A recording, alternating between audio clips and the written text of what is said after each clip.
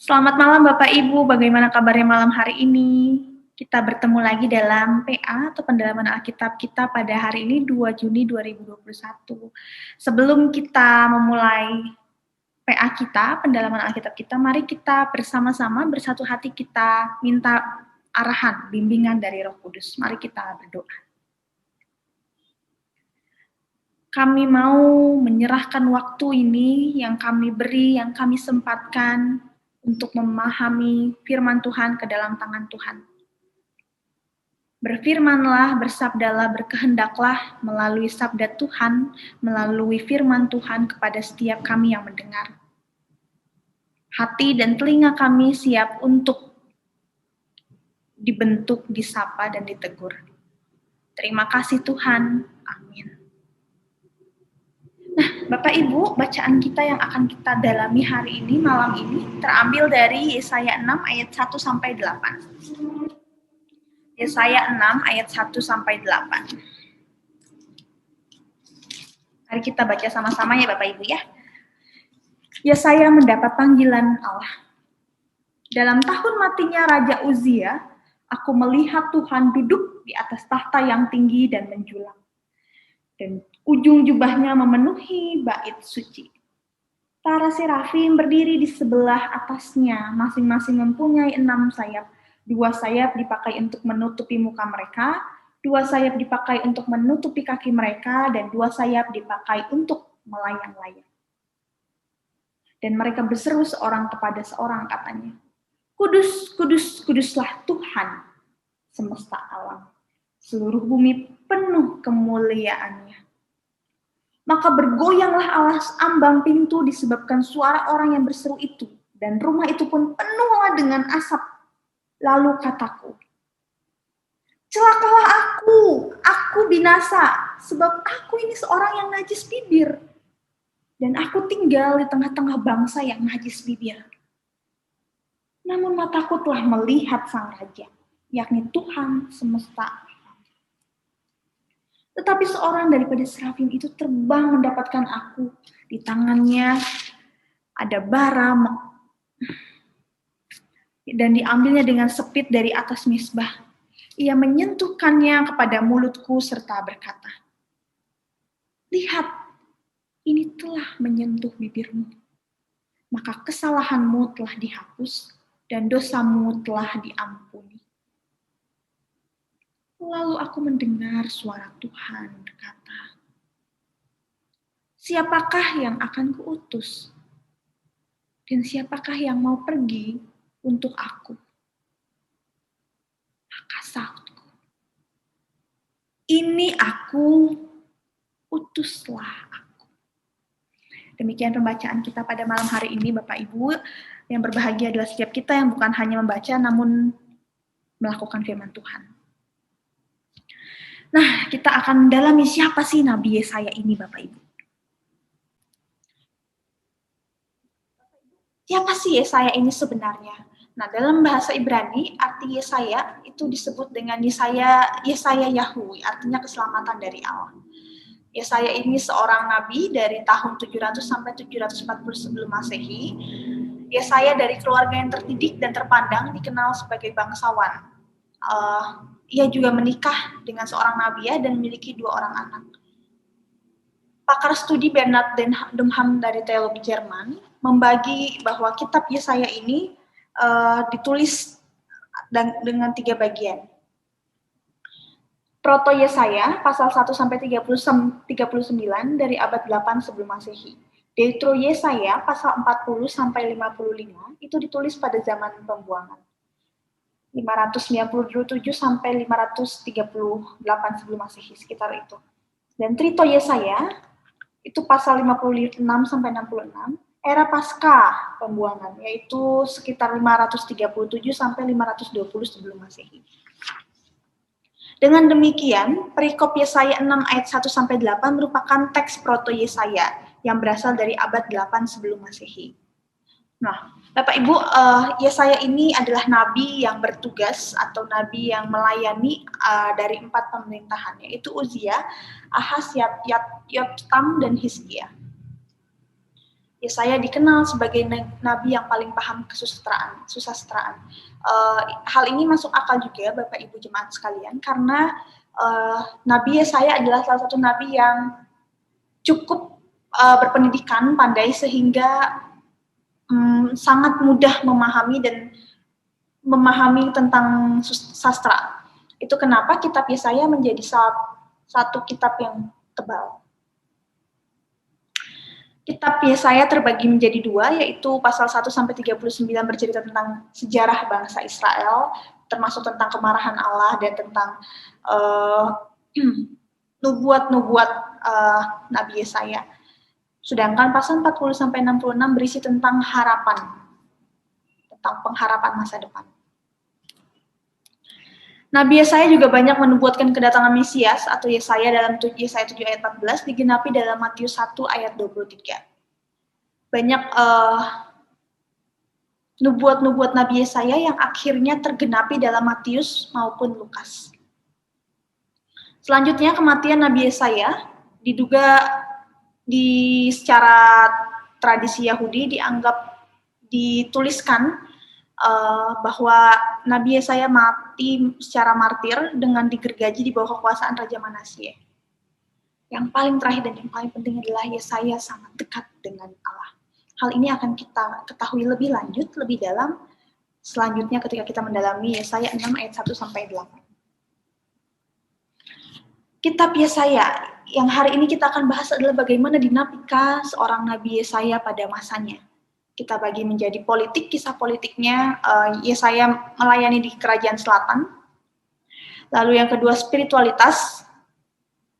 Penyembahan berhala, kematian Raja Uzia adalah titik balik dari pelayanan Nabi Yesaya. Kenapa? Karena sebenarnya ketika masa pemerintahan Raja Uzia mampu membawa kestabilitasan ekonomi bangsa Israel, waktu itu kerajaan Yehuda.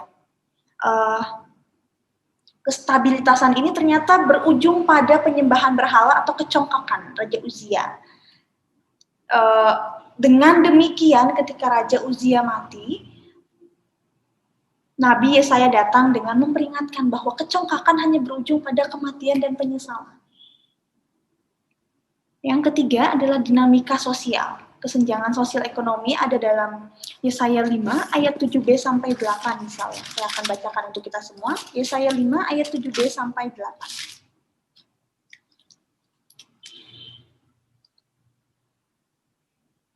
Sebab kebun anggur Tuhan semesta alam ialah kaum Israel.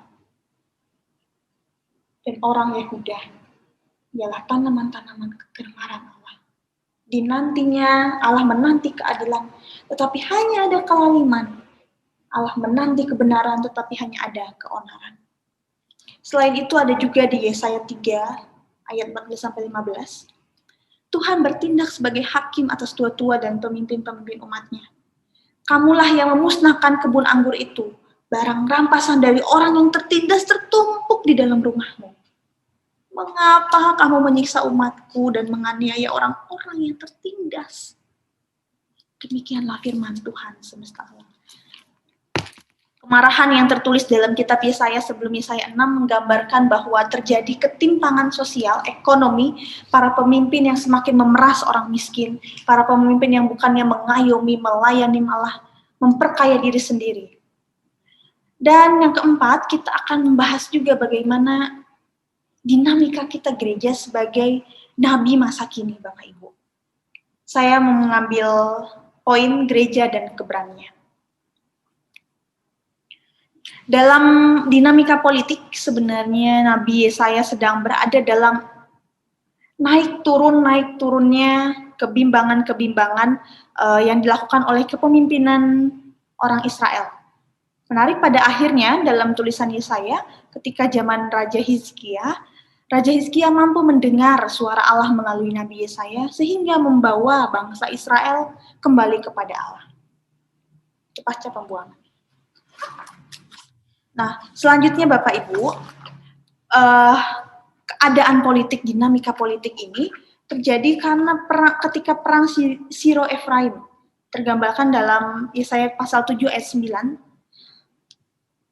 Saat itu, ketika Rezin dari Damaskus Aram dan Pekah dari Samaria berkoalisi untuk memimpin pemberontakan melawan pemerintahan Neo-Asyur yang menjadi penguasa dunia ketika itu. Sementara ketika Ahaz dari Yehuda menolak untuk bergabung dengan koalisi, tetap mempertahankan status sebagai negara semi-autonomi di bawah kekuasaan Asyur. Selanjutnya, keadaan politik yang ketiga adalah menguatnya gerakan anti-Asyur setelah wafatnya Sargon II. Bagian ini diawali dengan seruan dari pasal 28 sampai 33. Celakalah. Mulai terjadi akibat kecongkakan, akibat keserakahan manusia, mulai terjadi perang-perang yang berakibat pada ketejatuhan kerajaan-kerajaan Israel atau bangsa Israel. Nah, menarik. Selanjutnya secara spiritualitas, Bapak Ibu. Nah, secara spiritualitas, dinamika spiritualitasnya, saya mengambil dua sisi, yaitu patung dan berhala, dan diri sendiri. Yesaya 2 ayat 6-8. Sungguh telah kau buang umatmu, yakni kaum keturunan Yakub, sebab di mana-mana mereka melakukan tenung seperti yang di timur, dan sihir seperti orang Filistin. Negerinya penuh emas dan perak, dan tak terbatas harta bendanya. Negerinya penuh kuda, dan tak terbatas jumlah keretanya. Negerinya penuh berhala-hala, mereka bersujud menyembah kepada buatan tangannya sendiri dan kepada yang dikerjakan oleh tangannya. Nah, ini akan menyambung ke Yesaya 2 ayat 11, bahwa bukan hanya terhadap patung, tapi bangsa Israel, pemimpin, pangeran, raja, semuanya berpihak kepada diri sendiri, mengagungkan diri sendiri, mengagungkan semua yang bisa tangannya lakukan dan buat. Mereka melukai kekudusan Allah sebagai Allah semesta alam yang seharusnya dihormati.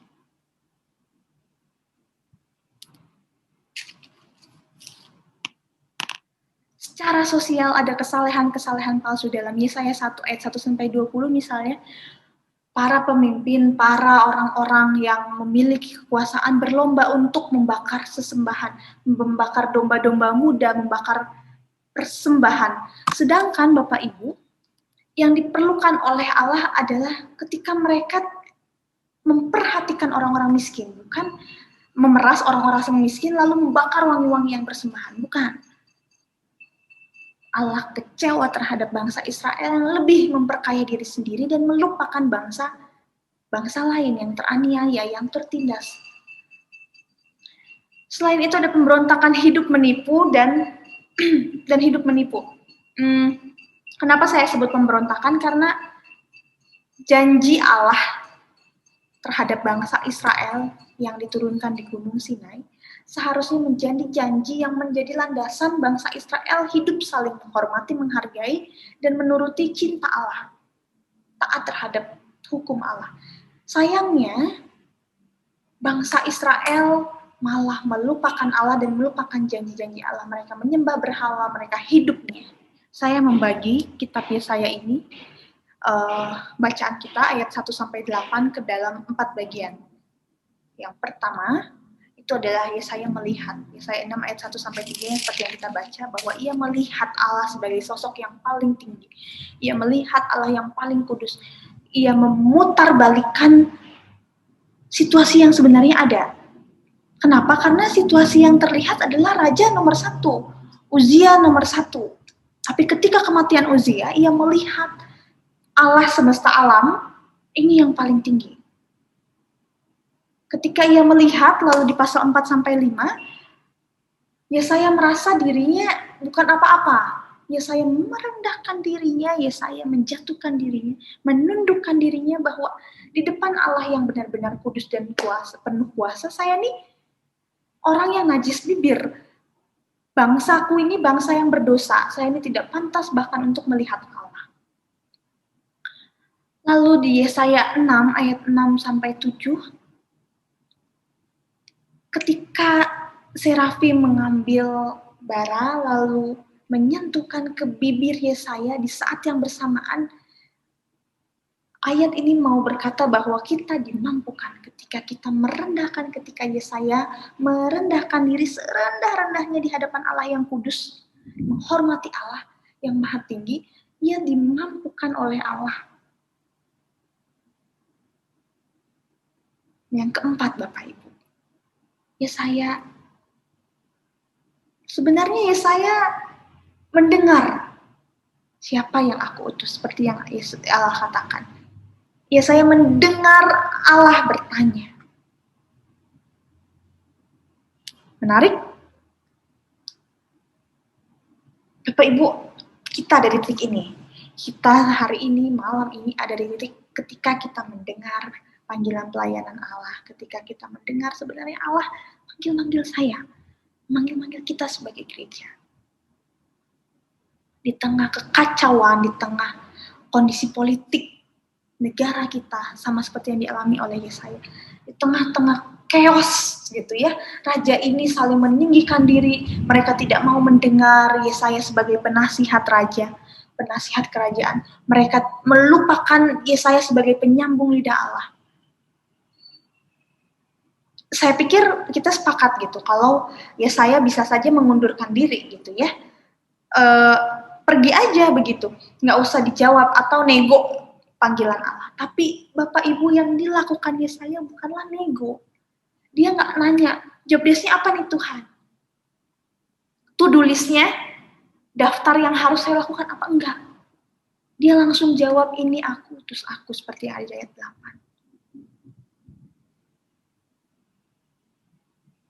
Masa kini, kalau kita belajar dari PL dan PB, mungkin di PL tuh banyak sekali ritual untuk pengangkatan menjadi nabi, ritual pelantikan nabi. Dalam perjanjian baru kita malah melihat bahwa nabi, seperti yang dilakukan pada Yesus, nabi bukanlah seorang yang perlu dilihat dari ritualnya. Yesus sendiri menunjukkan bahwa menjadi nabi adalah ketika kita melakukan, kita menyuarakan, kita menjadi penyambung lidah Allah. Dan masa kini kita diingatkan, menjadi nabi bukan bagaimana kita dilantik, kita diutus melalui ritual. Namun menjadi nabi berarti ketika kita mampu menyuarakan apa yang Allah kehendaki, mampu menjadi penyambung lidah Allah kepada bangsa-bangsa. Bapak Ibu, kalau boleh saya meneruskan bacaan kita di ayat Yesaya 6 ayat 9, 10, dan 11. Bahkan Yesus ketika mengutus, ketika Yesaya mengiyakan utusan dari Allah, dalam Yesaya ditulis bahwa Allah berkata bahwa kau akan mengalami ketertolakan. Yesaya akan mengalami banyak kecewa terhadap bangsa ini. Tapi Yesaya tetap mengiyakan hingga akhirnya kitab Yesaya 66 pasal. Yesaya menghadapi banyak pergolakan. Bahkan ketika Yesaya tahu, ketika ia tidak akan didengar, ia berani untuk terus berseru. Kenapa? Karena ia menghormati Allah yang mengutus. Karena ia sadar bahwa ia nggak ada apa-apanya. Hidup saya sebagai manusia ciptaan adalah sebagai penyambung lidah Allah kepada orang lain. Sengaja saya kasih tanda tanyanya yang gambar-gambar gereja. Bapak Ibu ya. Apa jawab gereja? Kita malam-malam ini dalam PA ini kita sama-sama mempertanyakan bagaimana sebenarnya gereja mau bersikap terhadap panggilan Allah sebagai nabi. Apakah setelah sadar akan ada kesulitan, setelah sadar akan ada banyak masalah, bahkan tidak didengar, bangsanya berkeras hati, menutup telinga, apakah gereja memilih mundur atau maju? Tindakan kita menunjukkan seberapa hormat kita, seberapa kita melihat Allah sebagai Allah yang kudus, sebagai Allah yang maha pencipta semesta. Menarik satu gambar yang kalau kita lihat di internet, Bapak Ibu, tentang Nabi Yesaya itu banyak gambarnya, namun gambar ini itu menggambarkan bahwa apapun yang dikatakan, apapun yang dilakukan Yesaya, ini adalah tentang bagaimana Allah yang berkehendak dan Allah mengutus.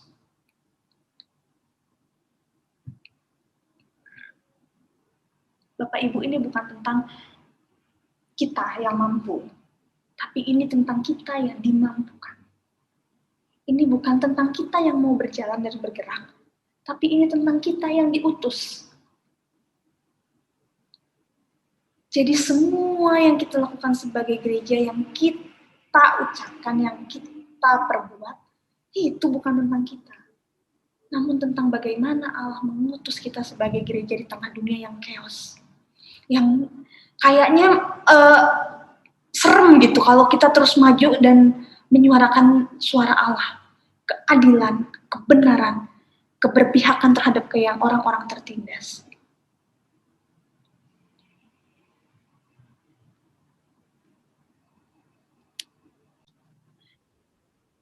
Malam ini kita melihat bahwa gereja seharusnya bersikap seperti saya.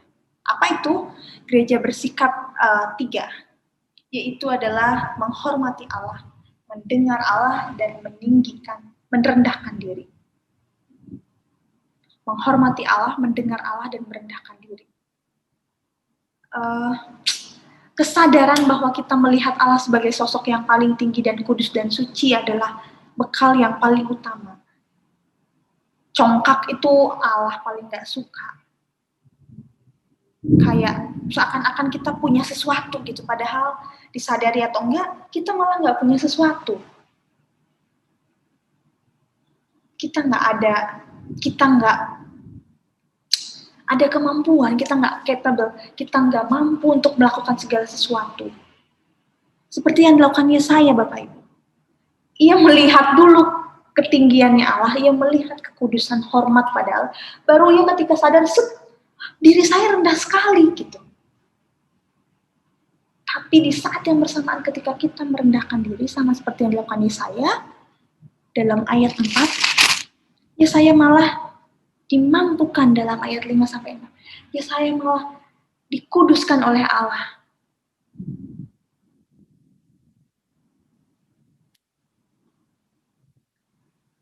Nah, Bapak Ibu jemaat yang dikasih Tuhan, sekarang kita akan belajar bagaimana sebenarnya gereja sebagai nama. Berseru meski tak tahu tidak akan didengar. Memeluk meski akan tertusuk pisau.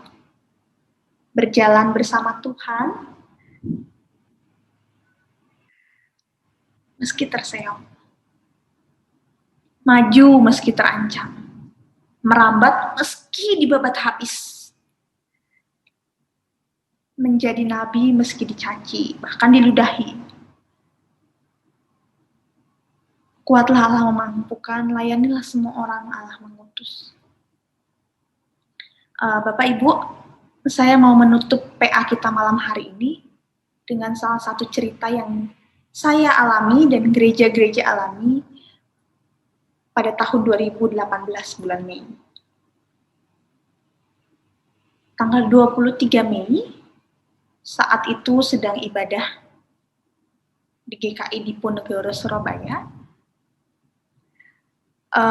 Tema ibadahnya adalah tema Allah sebagai ibu. Menarik ya? Namun di saat yang bersamaan, 10 menit sebelum lonceng gereja menandakan dimulainya ibadah, datanglah seorang ibu dengan 2 orang anak. Masuk ke dalam gereja berpakaian tertutup, memakai cadar, lalu ternyata ia membawa bom di sekeliling tubuhnya. Jemaat tersebut ketakutan. Hingga 1 minggu setelah saya datang, 2 minggu setelah saya datang, saya berkesempatan untuk bersama-sama dengan orang gereja GKI Diponegoro, Surabaya, menemui anak yang terselamatkan pada saat itu. Anaknya luka-luka, penuh dengan perawatan waktu itu.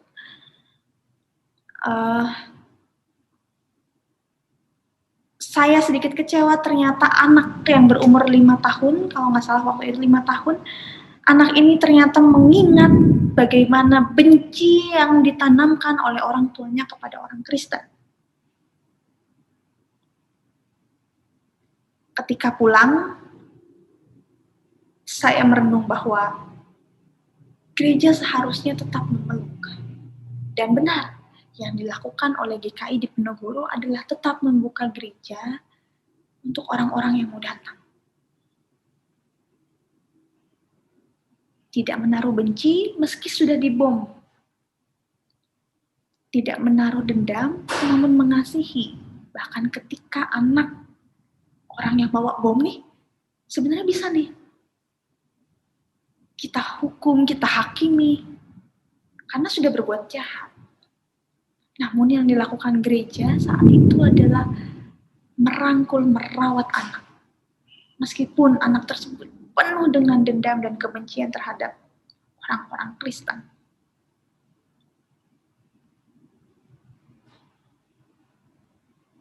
Bapak Ibu, saya tidak tahu sejauh mana kita memiliki keberanian untuk berseru meski tahu tidak akan didengar. Memeluk meski akan tertusuk pisau.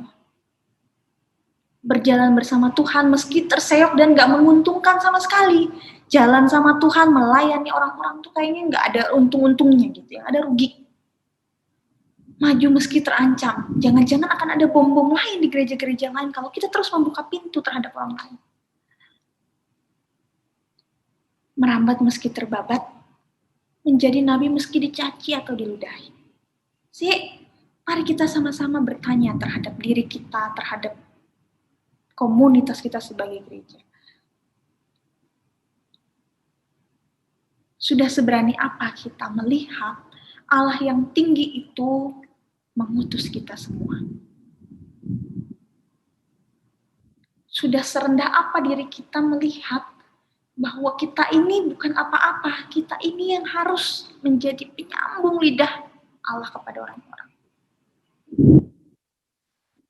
Dengan mengakui diri kita yang rendah dan mendengar Allah, dekat dengan Allah, tahu apa sih kehendak Allah,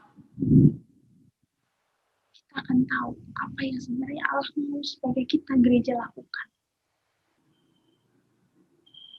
Teruslah bersuara Bapak Ibu. Sebagai gereja teruslah memeluk jiwa-jiwa yang bahkan nanti bisa jadi kita ketika memeluk kita tertusuk pisau gitu. Ketusuk, sakit, berdarah. Tapi poin terakhir kita, layanilah semua orang karena Allah yang mengutus. Selamat mempertanyakan, selamat memberanikan diri, selamat menyadari bahwa Allah yang sangat tinggi mengutus kita semua. Tuhan memberkati kita semua. Amin.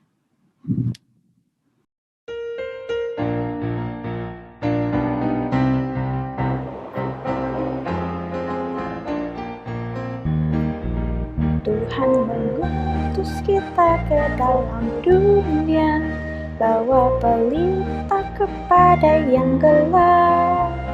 Meski dihina serta dilanda duka, harus melayani dengan sepenuh. Dengan senang, marilah kita melayani umat-Nya. Dengan senang, berarti kita memuliakan nama-Nya.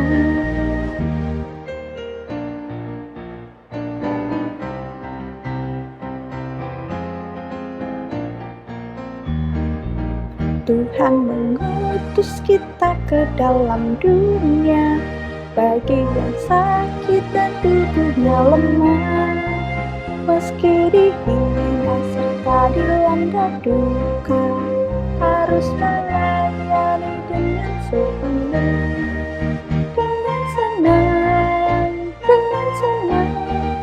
marilah kita melayani umat-Nya.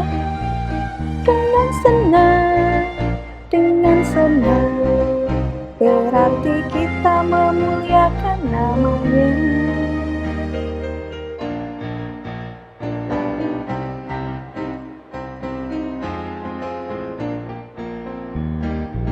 Tuhan mengutus kita ke dalam dunia untuk yang miskin dan lapar berkeluh. Meski dihina serta dilanda duka, harus melayani dengan sepenuh. Dengan senang, marilah kita melayani umat-Nya. Dengan senang, berarti kita memuliakan nama-Nya.